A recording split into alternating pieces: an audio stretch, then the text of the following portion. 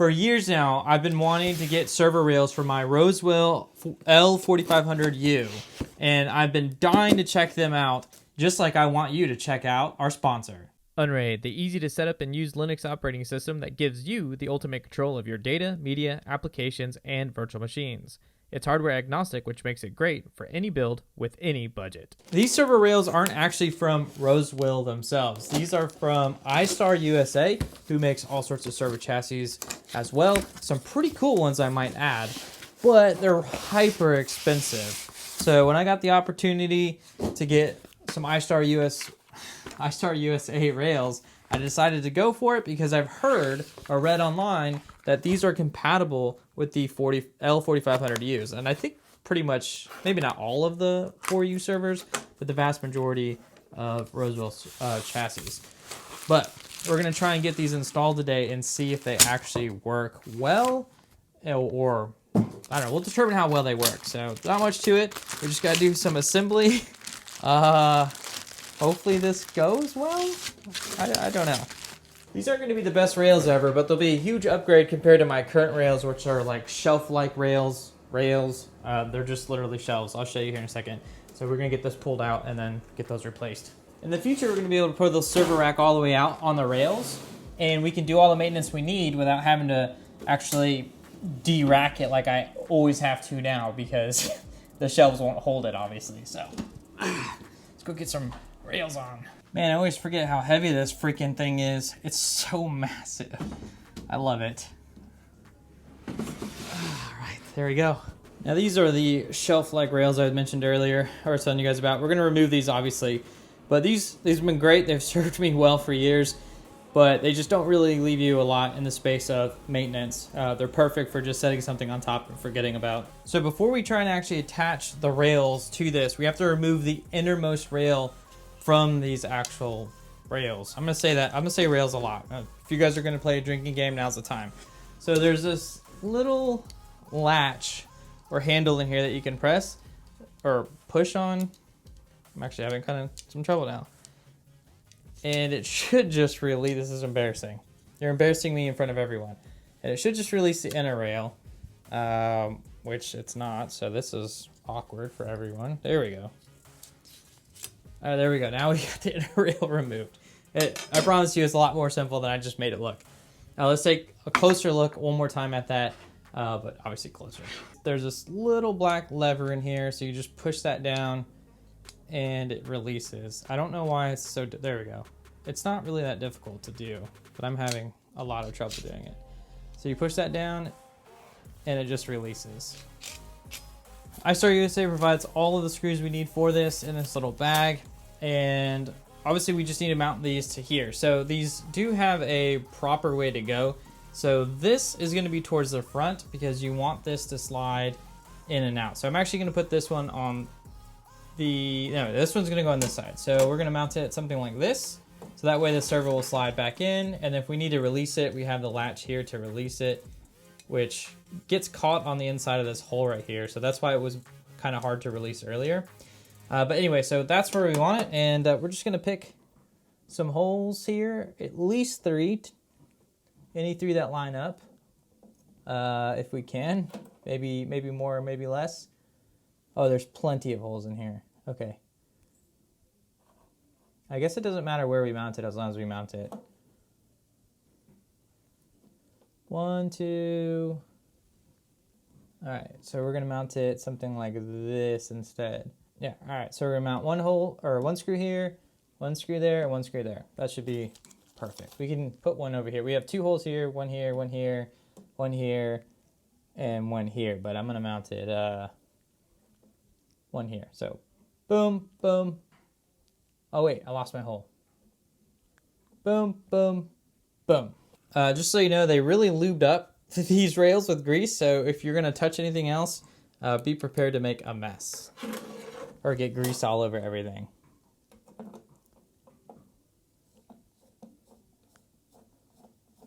And would you look at that? The screws just fit. I'm gonna put one in the middle now, just to make me a little bit more comfortable. So that was the first time I'm mounting it, so mounting it the second time should be even easier. So we put a screw in this hole at the very end. Wow, I'm not gonna be able to do this without a screwdriver. All right, let's try that again. So all the way in the end.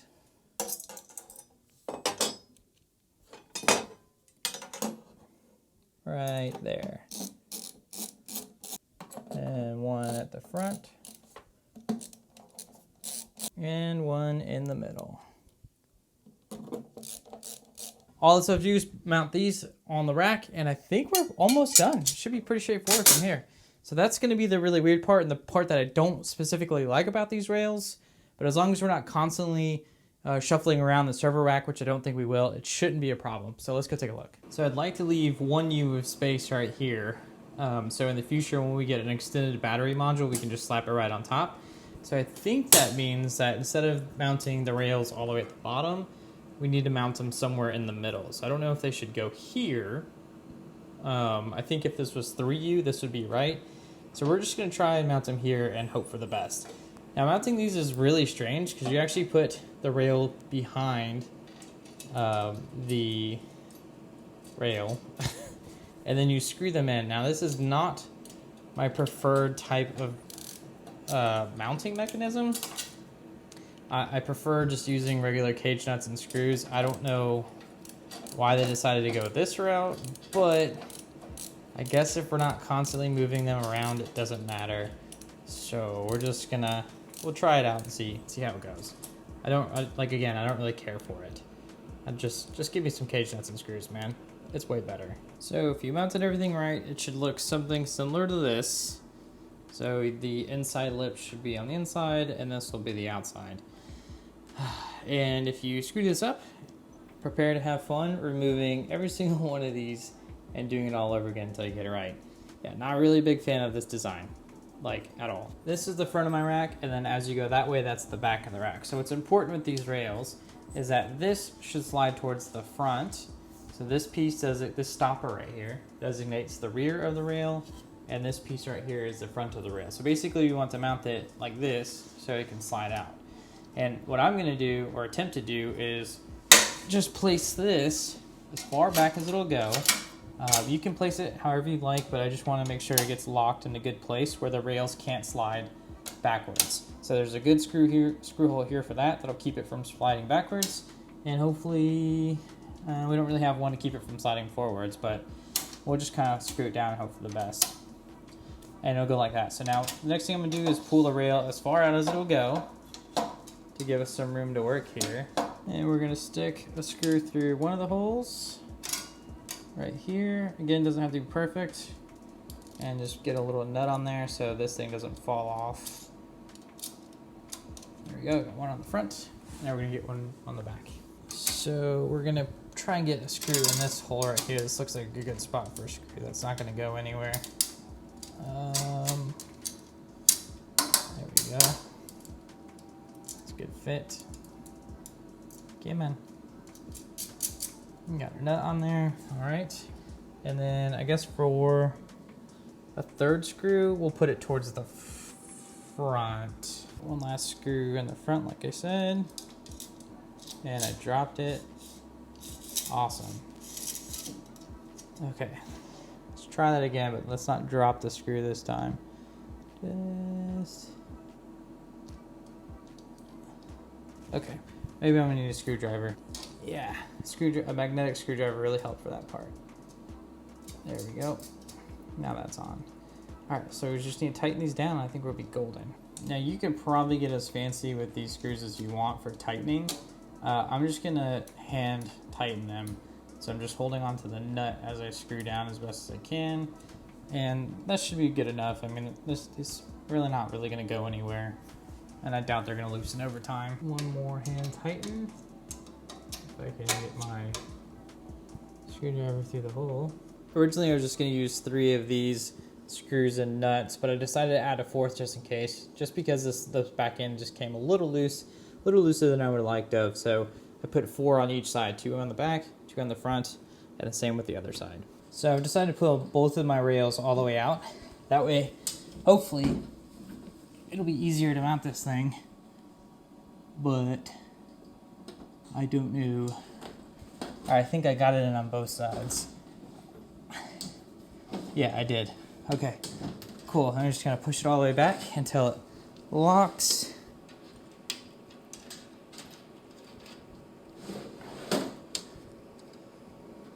Oh wow, okay, I think we did it. That is kind of loose, but it works.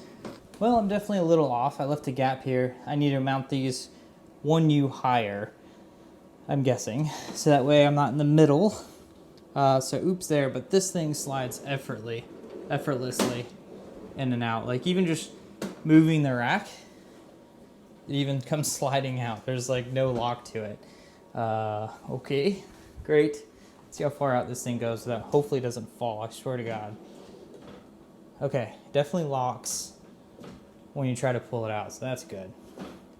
So we know it's not going anywhere. I decided to go back and fix the height of this because I actually didn't like the fact that there was a gap, and I know that I'm going to add something here to the bottom eventually, so I might as well have fixed it. Now the biggest change I made was actually moving these up.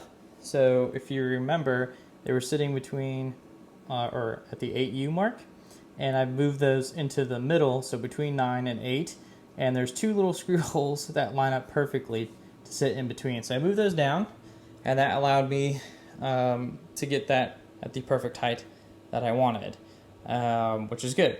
And I guess because these rails sit in the middle instead of towards the bottom, that's what I needed to do in order to make it fit most appropriately. So I don't know how this is going to work with other U servers, but at least for this 4U server, everything's mounted in the middle. So middle of the rails, middle here, and it fits perfectly as far as I can tell. So you can see it's 10.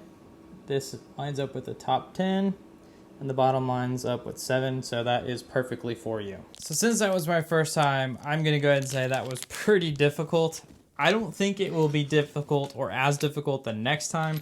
As you saw, I do have 2 Rosewill chassis, so in theory, mounting the next one should be a breeze if I choose to get those rails again, which honestly, I don't think I will. These things are perfectly adequate and they're fine.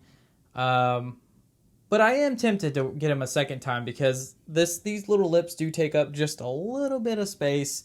And when I'm sliding the server below in and out, it's going to rub, the top of the chassis is going to rub up against this and it's going to leave marks. Not too big of a deal because I don't really care what my chassis look like. Or at least these, they're already like 10 years old. Or getting close to 10 years old. So it doesn't truly matter. But nonetheless, I'd like to try and preserve their longevity or paint job as long as possible. So I might actually pick up a second set of rails, maybe next year, maybe for Christmas. I don't know when, but they're on the to buy list. And with all that being said, I want to thank each and every one of you for watching, and I will see you all next time. I am exhausted from that. That was way more work than I wanted to put in.